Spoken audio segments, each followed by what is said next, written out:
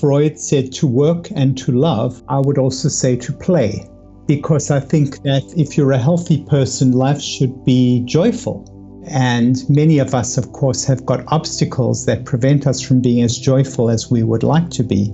But I think that being a good person, being a joyful person, embracing this very brief window of time that we all have fully, that's to be healthy. I love the word curious. I think curiosity is such an underappreciated quality. But I think curiosity is what drives us to find solutions to problems. In so many ways, like I recall when I came to the United States from South Africa, I found that I was slowed down and down in the wintertime. And that had never happened in South Africa. So I was curious, what was it that was having that effect on me? And it turned out that it was the lack of light. And that led to a major strain in my career path and a major stream in my career path. And so in that regard, the curiosity didn't kill the cat, it cured the cat. That was several decades of my life, researching it, treating people with the problem. I still do.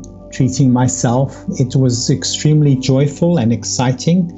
In a couple of the poems in my Poetry RX book, I talk about how these poems were very meaningful to me at various points in that discovery journey, because they validated for me certain experiences that I had as part of my research quest. Poetry has for many years been a source of comfort, consolation, and delight for me. Poetry's got a bad rap as being old-fashioned, boring, difficult, obscure, and yet to me it's always had a compelling resonance and meter and rhyme and engendered all these wonderful feelings inside me that I wanted to share with other people.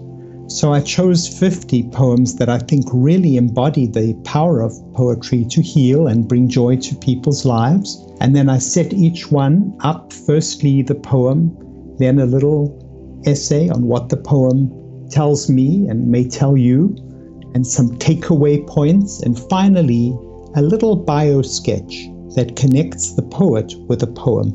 So this I do with the 50 poems, and people don't have to read it through from cover to cover. They can snack on it, so to speak, and just enjoy it. And a lot of people have done just that. They read a couple of chapters a day or whenever, and some people have it next to their nightstand. It's not to say a perfect book to put you to sleep, but it's a book to read when you're going to sleep, because it's a gentle book. As one of my friends said when we were talking about how we handled the pandemic, she said it's really been like a friend for me during the pandemic, which I thought was a lovely thing to say. You know, there are 3 great domains of the mind.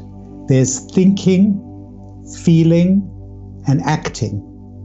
And in fact, there's one poem in this collection called The Waking, which connects these 3 domains very beautifully. I really do commend it. It's a wonderful synthesis of thinking, which is ideas, feeling, emotions, and acting. How do those 3 great domains work together? People, when I first described seasonal affective disorder, people were telling me, oh, it doesn't exist, you're making it up. And then somebody sent me a letter, and I opened the letter, and out of the letter tumbled this beautiful poem by Emily Dickinson, which totally validated the concept. There's a certain slant of light, winter afternoons, that oppresses like the heft of cathedral tunes. Heavenly hurt it gives us, we can find no scar, but internal difference where the meanings are. None may teach it, any. 'Tis the seal, despair, and imperial affliction sent us of the air.